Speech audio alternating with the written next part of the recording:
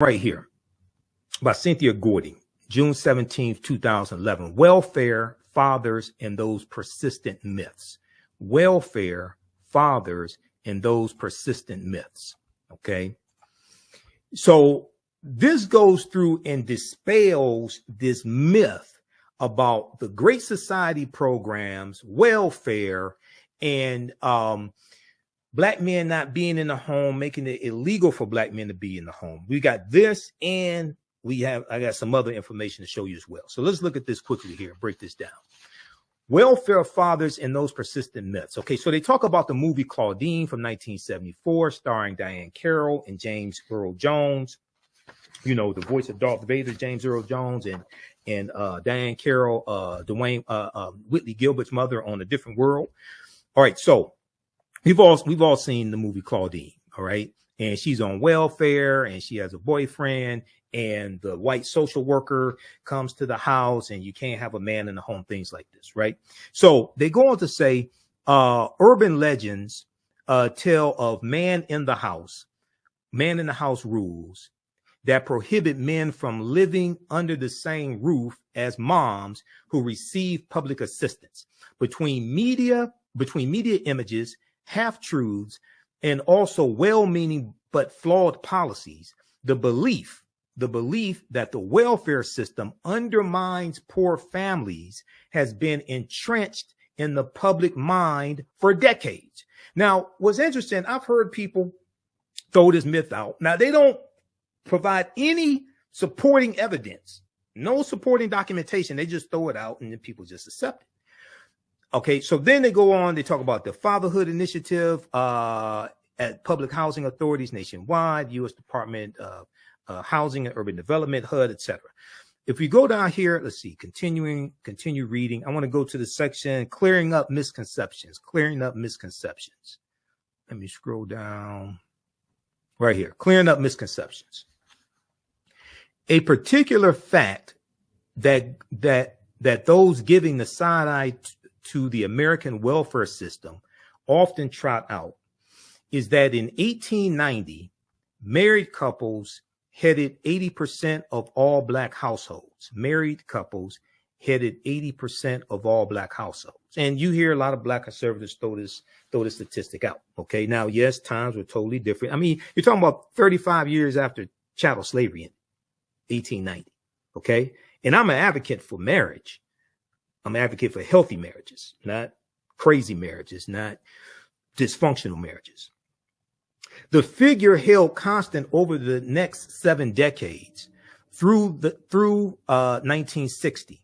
However, by 1970, after President Lyndon Baines Johnson established social reforms like WIC, the Special Supplemental Nutrition Program for women, infants, and children, food stamps, Medicaid, and public housing projects, black families with mothers and fathers at home had fallen to 64%. Now, we're going to look at the history of WIC, because the WIC legislation actually is in 1972. Is proposed in 1969 under the and that would be under the Richard Nixon administration. Okay, because, well, it's 69 under the Richard Nixon administration, because Nixon takes the oath of office January 20th, 1969. We know he runs in 1968 and wins. Lyndon Johnson does not run for re-election in 1968. Okay, so we're going to look at that. She talked about the welfare system starting in the 1950s. Then she said the welfare system, food stamps, all this stuff starts with Lyndon Johnson. Now, in all actuality, and I'm going to show you this, welfare began in 1935 under the Social Security Act of 1935 as part of the New Deal from President Franklin Roosevelt to fight against the Great Depression, because there were so many destitute white people.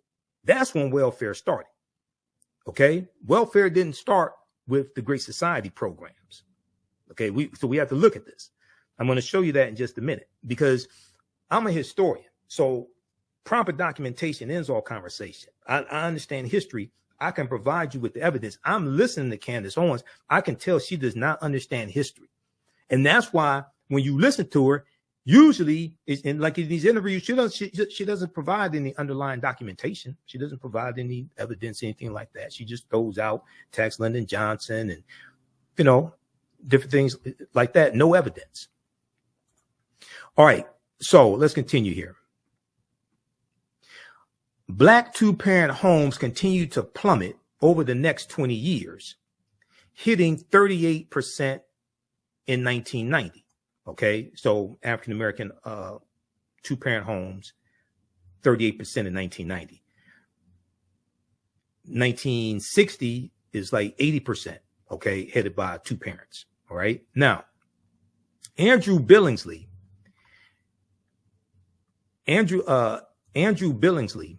a sociologist acclaimed for his pioneering work tracing the African-American family, attributes the abrupt change in family structure not to welfare policies, but to rising unemployment. Not to welfare policies, but to rising unemployment. This is what he told theroot.com. Quote, what happened in the mid-1950s were technological changes that abolished unskilled jobs that most black men could do and created high-tech jobs they could not do. Okay. So, and even at this time in the 1950s, even though some of us are able to get into labor unions, there's still a lot of discrimination in the labor unions where a lot of us can't get into those. And it's also important to note that labor unions, these large labor unions that you're going to see, are largely going to start after chattel slavery ends, with the 13th Amendment being ratified and adopted December 18th, 1865. The 13th Amendment is adopted. 1866, you have the National Labor Union created. And then you're going to have these large labor unions created, and they were created largely to protect jobs for white men and to lock African-American men out of these jobs we have been doing for free for 246 years.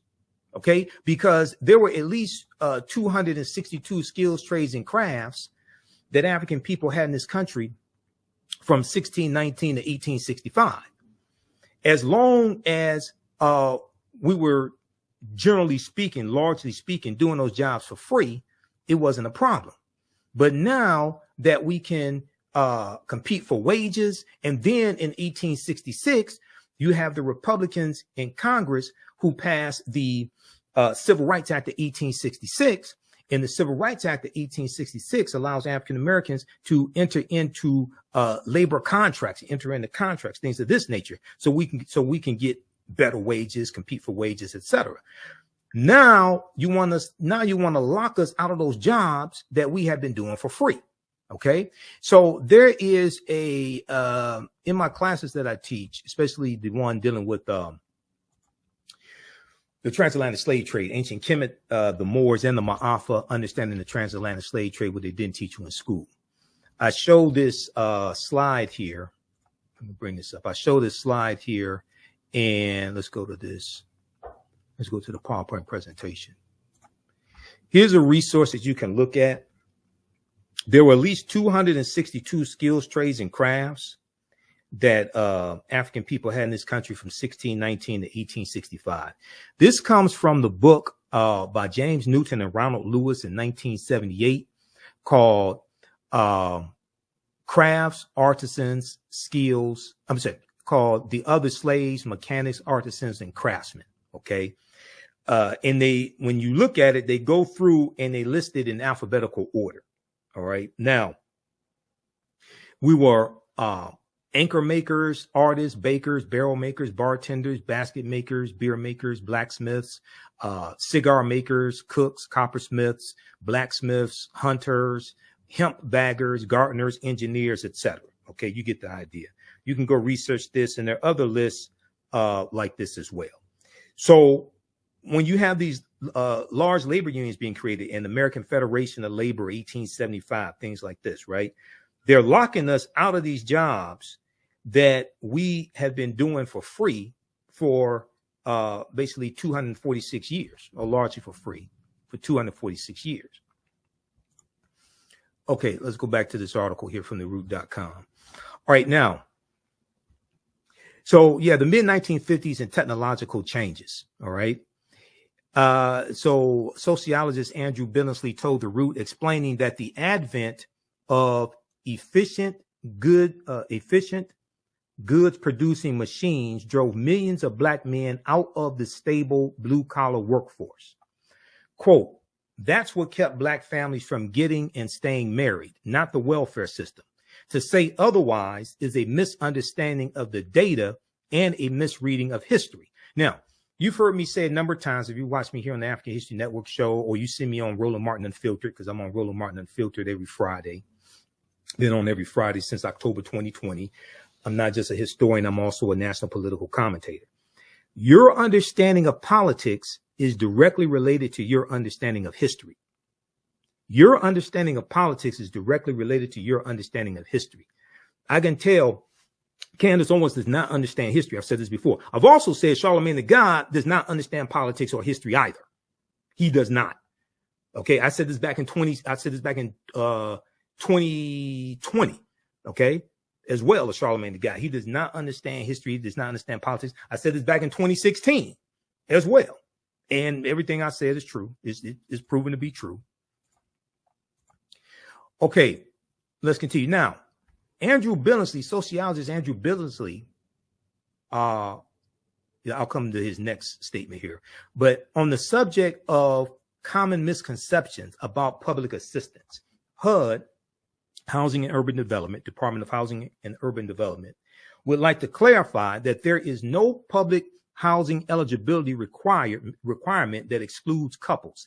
Some states used to apply such regulations, but check this out. This is what the black conservatives, most of them, are not going to tell you, especially Candace Owens. But the Supreme Court struck those down in 1968. Have any of these black conservatives told you this? The Supreme Court struck this down in 1968. Quote, the notion that we have rules prohibiting fathers from living in the home is simply not true, end quote, said Sims, who added that the agency does take income levels into consideration, quote, but if two parents are working and don't qualify, we have a significant supply of other affordable housing programs around the country for them. Now, this article is from 2011, okay? I want to focus on Supreme Court 1968, because there was a Supreme Court case in 1968 of King versus Smith. King versus Smith. Let's take a look at that. Okay. Well, so, you know, some people may ask the question, well, Michael Imhotep, I never heard of the Supreme Court case of King versus Smith. Well, I'm glad you asked that question. That's a very good question. Let's take a look at this. So I want to look at this entry from encyclopedia.com dealing with man in the house rule. Man in the house rule. And this comes from West Encyclopedia of American Law. West, W-E-S-T apostrophe S, West Encyclopedia of American Law.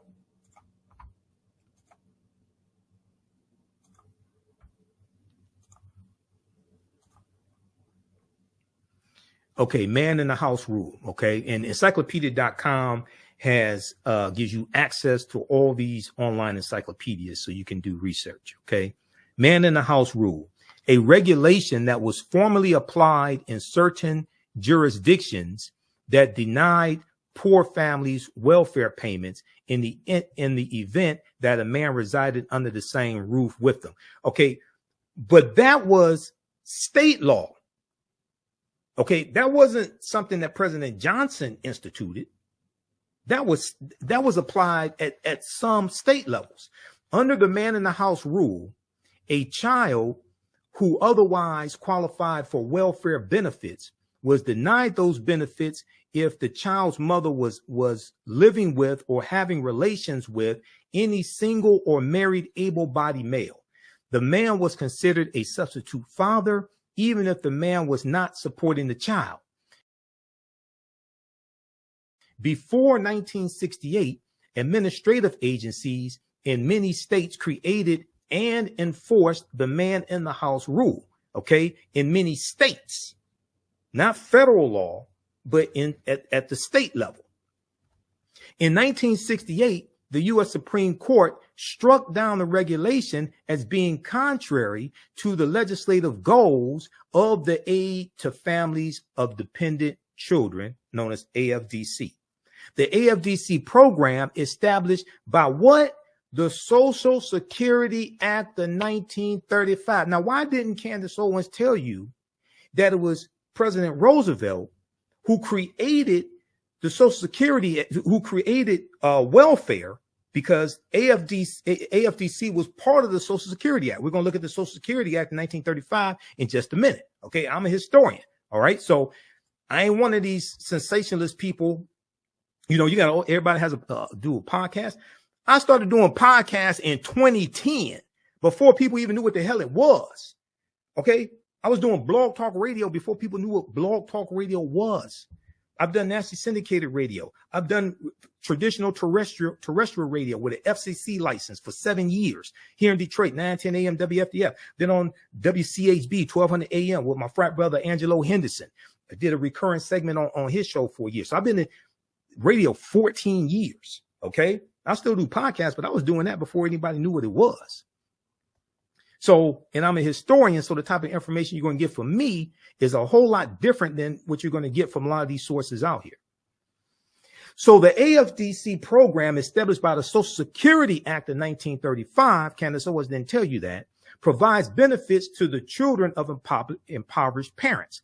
In the U.S. Supreme Court case of King versus Smith, 1968, King versus Smith, 1968, the U.S. Supreme Court entertained a challenge to the man in the house rule brought by the 4 children of Miss Sylvester Smith, who was a widow.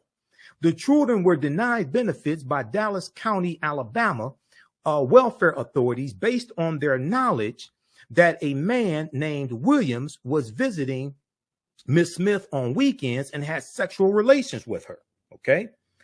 Now, the children of Miss Smith filed a class action suit in federal court on behalf of other children in Alabama who were denied benefits under Alabama's, quote, substitute father regulation.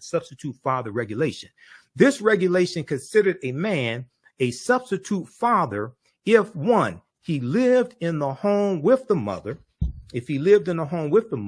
two, if he visited the mother frequently for the purpose of living with the mother, 3, if he cohabitated with the mother elsewhere. Now, King cited Alabama Manual for Administration of Public Assistance. Testimony in the case revealed that there was some confusion among the authorities over how to interpret the regulation. Okay, there was some confusion by the authorities on how to interpret the regulation. One official testified that the regulation applied only if parties had sex at least once a week. Another official testified that sex every 3 months was sufficient. Now, I don't know how they're going to determine how often the woman is having sex. I don't know if they're giving pelvic exams or what back in 1968. I don't know, but this was state law. Okay. Just crazy. All right. But only if the parties had sex at least once a week. Another official testified that sex every 3 months was sufficient. And still another official placed the frequency of sex at once every 6 months. Now, okay, I'm gonna leave that alone. I'm gonna leave that alone. Okay. Now, according to the High Court, Congress did not intend that the AFDC program required children, quote, to look for their food to a man who is not in the least obliged to support them, end quote. The court maintained that when Congress used the term parent in the Social Security Act of 1935, it was referring to, quote, an individual who owed the child a state-imposed legal duty of support. An individual who owed the child a state-imposed legal duty of support.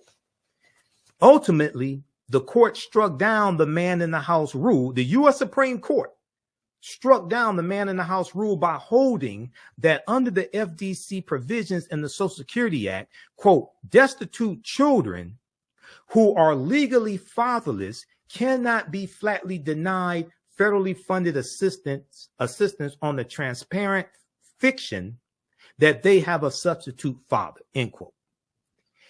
So why aren't these black conservatives out here who are supposed to be black conservatives / grifters / MAGA nuts, who are supposed to be for law and order and family values?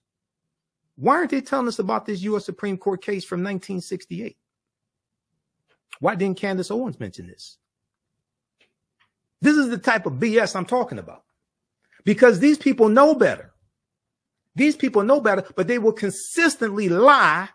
And you have people like Charlamagne the God and DJ Envy that just let her sit her ass up there and just tell these lies and not challenge her on this. You don't have any producers. I've been on radio shows. You don't have any producers that fact check live time and say, hey, wait a second, she told 22 lies. We need to clear this stuff up before we let her get off the air. What are you doing?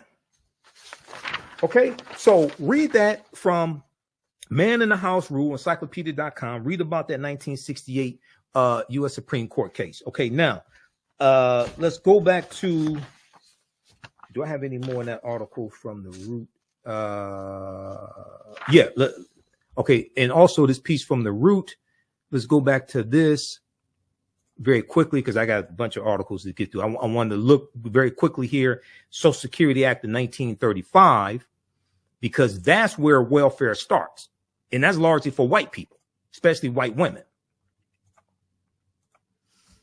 Okay, Supreme Court strikes it down 1968. Quote, the notion that, let's see, okay, we have rules. I got that. Okay, you can read this. It talks about another idea swirling around is that people convicted of crimes aren't eligible for public housing. Under the national policy, there are only 2 crimes for which we prohibit anyone from coming in, and that's if you sold methamphetamine or if you are a lifetime registered sex offender. Sims explained. Yet local authorities can set other standards, and some do bar applicants with records.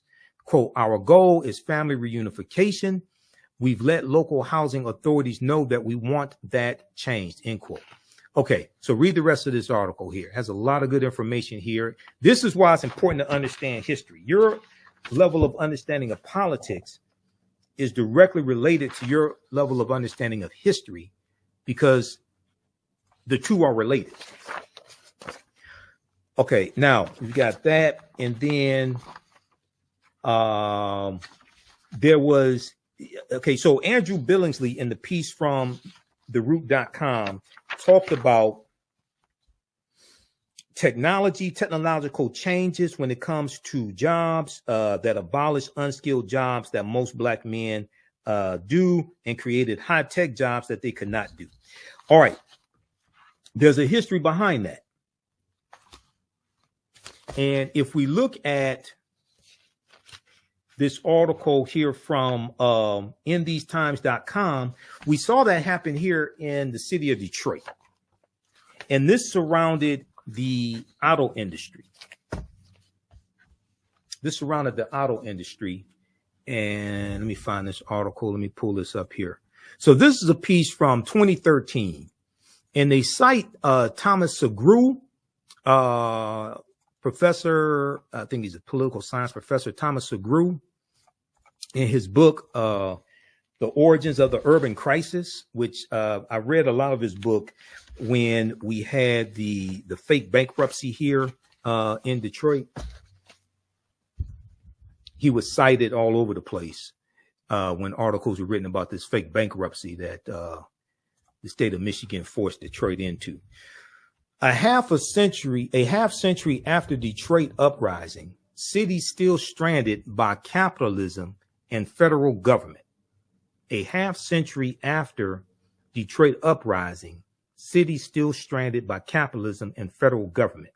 How federal policy and Big Auto drove black blight and white flight.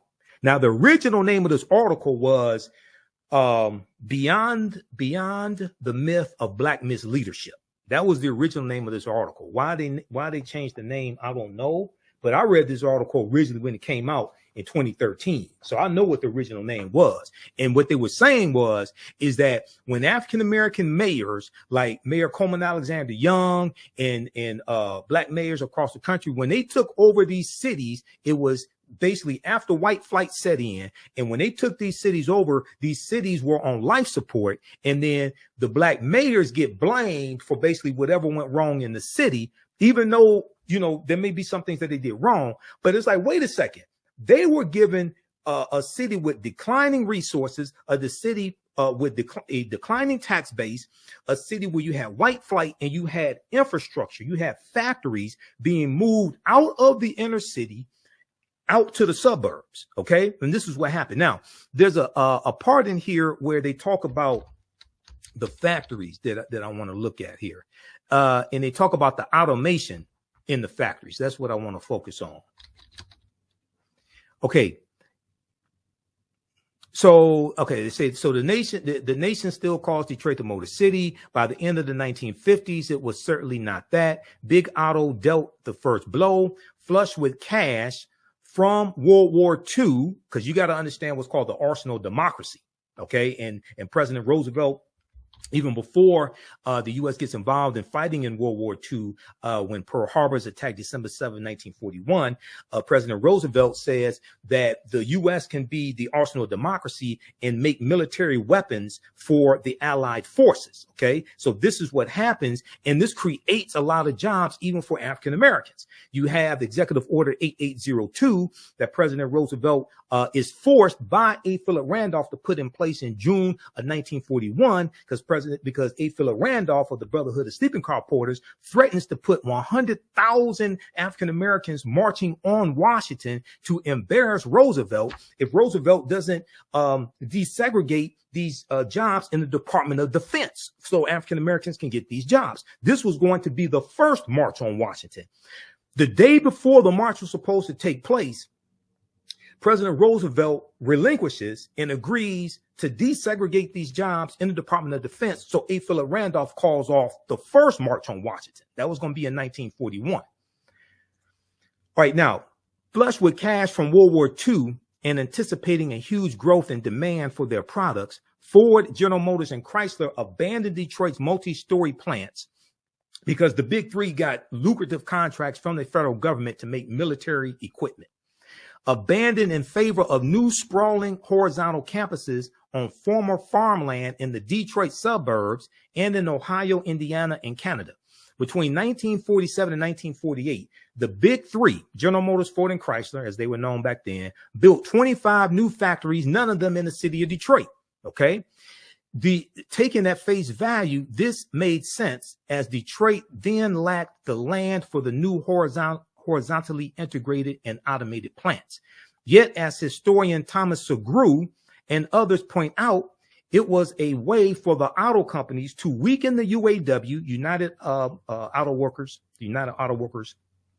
Union, which had won unprecedented victories during the war years, World War II. And with the industry went jobs. With the auto industry went auto jobs. Not just with the big three, but also with suppliers of the big three. Okay. And African Americans were having a lot of these jobs, but when they move from inner cities, these factories out into the automated plants, automation eliminated a lot of entry-level jobs that our fathers, grandfathers, and great-grandfathers had. Okay. When they moved up here from Mississippi and Tennessee and Alabama and Texas and Florida and all that, moving into Detroit, moving into Cleveland, moving into Gary, Indiana. In 1960, only Chrysler produced cars in the city of Detroit. It's 60,000 Detroit workers, representing only half those employed just a decade earlier.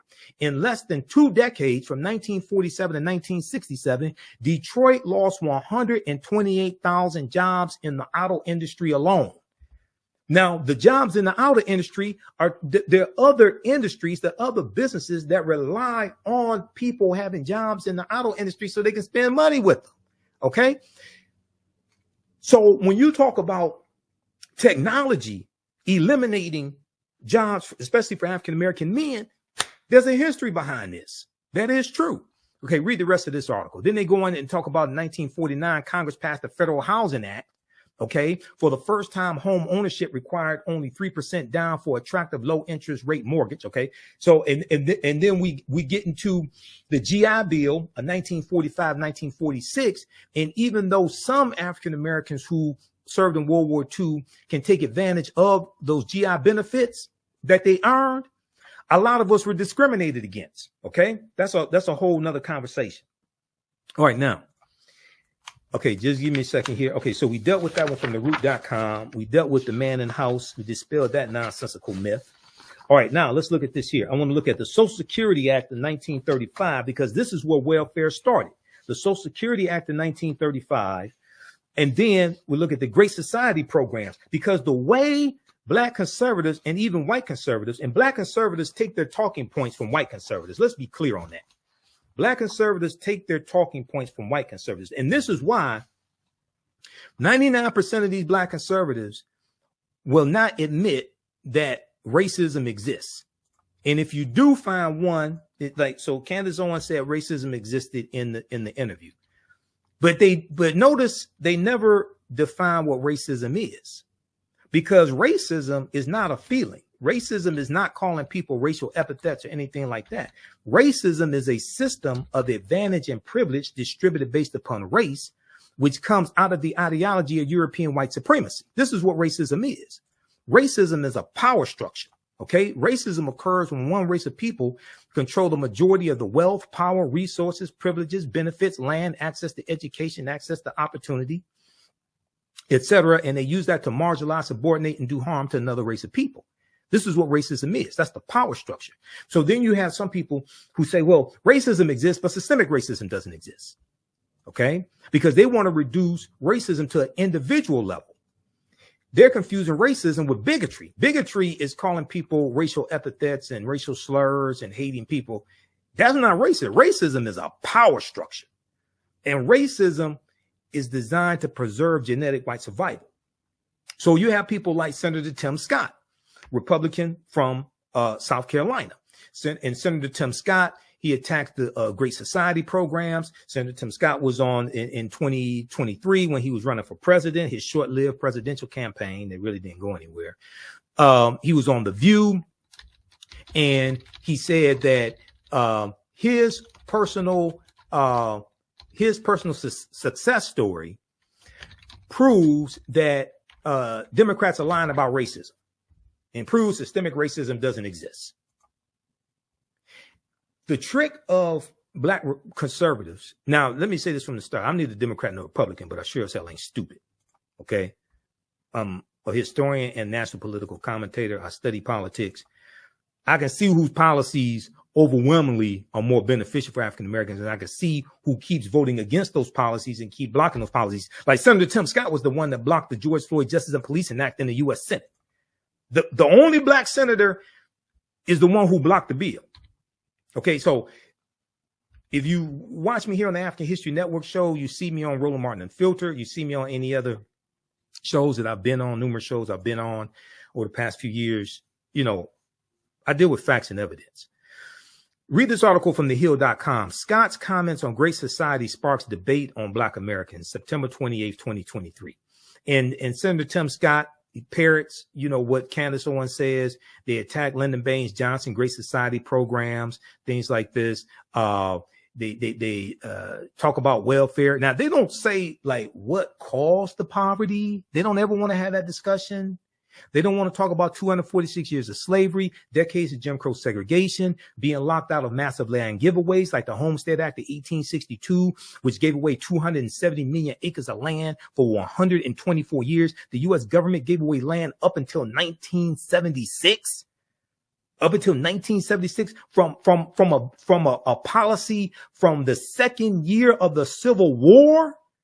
And African Americans were largely locked out of that. The Southern Homestead Act of 1866, which gave away something about 45 million acres of land. The Dawes Allotment Act of 1887, which gave away 138 million acres of land. We're largely locked out of these massive land giveaways. They don't want to have that type of conversation.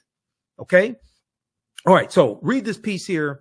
And Johnson, what we had. So Tim Scott said, so often we think that all the issues you talk about, crime and education and healthcare, we always think that those issues go back to slavery. Here's the challenge, though. Black families survived slavery. We survived poll taxes and literacy tests. We survived discrimination being woven into the laws of our country. What was hard to survive was Johnson's Great Society, where they decided to put money, where they decided to take the black father out of the household to get a check in the mail. Now, I just disproved that. That's a damn lie. That's not what happened. And that was at the state level. That wasn't from President Johnson. Okay. So we just dealt with that. And the U.S. Supreme Court struck it down. Senator Tim Scott won't tell you. U.S. Supreme Court 1968 struck that down. And you can now measure that in unemployment and crime devastation. Now, little Timmy won't tell you that crime has dropped every year under the Biden-Harris administration. And in 2023, you had a record low unemployment rate for African Americans. It was under 6%. Okay. Since they have been tracking the unemployment rate by race since 1972. Tim Scott won't tell you that. Johnson's Great Society was a series of initiatives with goals including ending poverty, reducing crime, and eliminating inequality. It was the largest social reform plan in history, with investments into education, hospital care, and the expansion of Social Security. Social Security goes back to 1935. It also worked to enforce the 1964 Civil Rights Act, specifically removing barriers to voting. Okay. It's long been a target of voices on the right. I wonder why. Now, I find it interesting that Tim Scott is talking about crime, yet you're endorsing for president a man who's dealing with 88 criminal charges and who was found liable for rape in state court in New York. But Senator Tim Scott, you want to talk about crime. Donald Trump is the ultimate criminal. He ain't a smooth criminal like Michael Jackson said. He's the ultimate criminal. Let's go to our website, AfricanHistoryNetwork.com, AfricanHistoryNetwork.com. Okay. There's a 10-week online history course called Ancient Kemet, the Moors, and the Ma'afa, Understanding the Transatlantic Slave Trade, what they didn't teach you in school. I teach the class on Saturdays, 2 p.m. to 5 p.m. Eastern Standard Time. Our next classes are Saturday, March 9th, Saturday, March 16th, March 23rd, and March 30th. Okay. And then we have a few more classes after that. The class is on sale, $80, regularly $130. We do the sessions live. All the sessions are archived and recorded. You can go back and watch this anytime. So even after the course is over with, you can go back and watch the entire class. Okay. And we instead of 10 sessions, we're going to do at least 11, possibly 12. The course outline, the lesson plans for all 10 classes or 10 plus classes are laid out here. And I'll go through and update it periodically because we add a few additional subjects. But we take you through our history. We deal with thousands of years of history, what leads up to the transatlantic slave trade taking place. So we deal with archaeological discovery that have come out in the last 10, 20. So we deal with Egypt on the Potomac and how the layout of Washington, D.C. is based upon ancient African principles coming out of ancient Kemet, ancient Egypt. Kemet, one of the original names for Egypt, meaning land of the blacks. We look at the African origins of Star Wars and the Assyrian drama. There's an excerpt of an interview that I did with Professor Kaba Hiawatha Kamene, where we look at this information. We look at the Hannibal Barca and the Punic Wars, okay, and especially the Battle of Cannae, 216 BC. Look at Hannibal crossing the Alps, crossing the Pyrenees, 219 BC, but the Battle of Cannae, 216 BC. The Battle of Zama, 202 BC, where Hannibal Barca is defeated by Publius Cornelius Scipio. And Publius Cornelius Scipio takes the surname Africanus after he defeats Hannibal Barca at the Battle of Zama in 202 BC. Africa is not named after a Roman general. The Roman general took the surname Africanus after he defeated Hannibal Barca. And we know that Africanus is Latin, meaning belonging to Africa. It's Latin, meaning belonging to Africa. We look at the 800-year occupation of the Europes of the Africans known as the Moors, who take the teachings from the Nile Valley region of Africa into Europe. And this is going to bring Europe out of the Dark Ages. Okay. And we see the rise of Spanish conquest. We look at Christopher Columbus, and Columbus is essential to the expansion of the transatlantic slave trade and the exploitation of indigenous people and the exploitation of African people also. Okay. So we go through and look at this history chronologically. We also look at the fake Willie Lynch letter, 1712. Willie Lynch never historically existed. I wish we would just throw the Willie Lynch letter in the garbage can where it belongs. It's ahistorical. There are words in the Willie Lynch letter that didn't even exist in the early 1700s. Okay, the sentence structure, the syntax is not what they is not coming from England. That's a 20th century sentence structure, and their words from the 20th century, from the industrial and the automotive industry, things like that, that are in that letter. That was written about 1970 by Dr. Kwabena Ashanti, who's come out and admitted he wrote the Willie Lynch letter, and is Professor Manu Ampim, who I'll be interviewing later this month, who exposed Dr. Kwabena Ashanti as the author of the Willie Lynch letter. It's a fraud. Dr. Kwabena Ashanti meant well, but I think it's done more harm than good. Okay, so you can register for that course at our website.